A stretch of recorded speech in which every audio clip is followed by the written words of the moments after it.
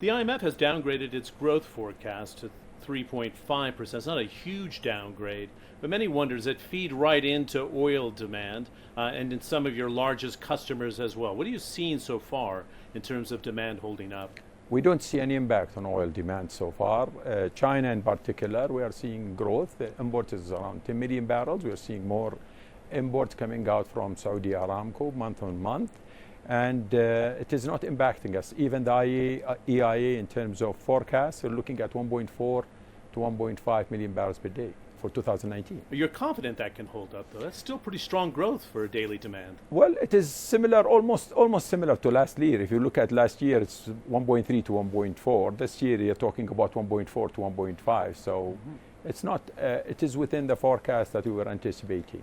When I spoke to you in Davos 2018, we were looking for the IPO, and that was the guidance that we got from the Crown Prince Mohammed bin Salman. Now we're suggesting perhaps 2021. Is that realistic? And is there a real benefit from you doing it? Or is it, as the CEO, a burden to take this IPO? What's the real benefit? I think you are absolutely right. We're talking about 2021 now for the IPO. The plan was originally for 2018, shifted because of Saudi Aramco plan to acquire 70% of the shares of SABIC that is under public investment fund. That will take some time. Still, we have to go after we agree with the public investment fund. There is an antitrust requirements, regulators requirements. That will take us through 2019. And then you need to reflect on your balance sheets the results of that deal and integration that happened afterward for at least 1 year before you are able to list Saudi Aramco. So if you're a betting man, do you say 2021 you want to do it? And can you answer the question, is it a burden to you? Or do you see a real benefit of going public with that 5%? Absolutely, it's not a burden because we were ready. Luckily, you know, we done all of the work. One of it is the auditing of the reserve, preparing the company. The company became joint stock company effective January 2018. The fiscal regime was changed. All the elements required for listing Aramco were done either by the government or by the company. So we are ready. So this, we need to complete the acquisition and go through the antitrust and the regulators and then reflect that on our balance sheets before we can go public. But all the elements required for by the regulators to list Saudi Aramco were done.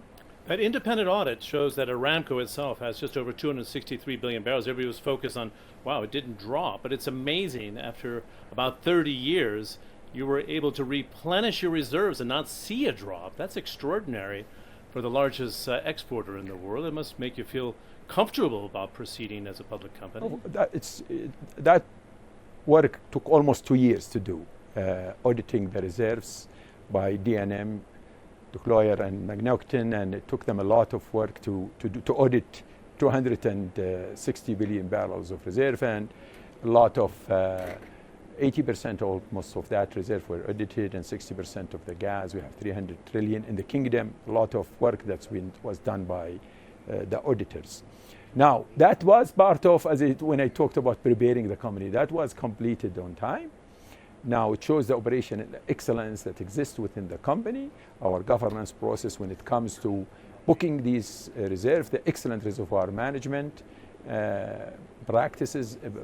Year on year for the last, God knows how many years, we were carrying the same, and we were telling everybody that we are replacing every barrel that we have produced.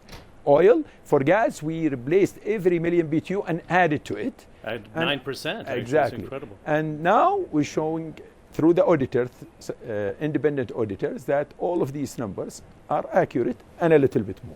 There's worry about peak demand for oil going to about 110 to 120 million barrels a day from about 100 million today. If I have this conversation with you in 10 years, would you suggest peak demand would have hit? And do the Middle East producers prevail because they're the lowest cost producers like an Aramco? I don't see big demand happening in 10 years or even by 2040. There will continue to be growth in the oil demand. Oil as part of the energy mix as a percentage will decline, but in absolute terms, it will increase year on year for different reasons. And I don't see that happening. Of course, we are the lowest cost producer. and the last barrel will come from the region.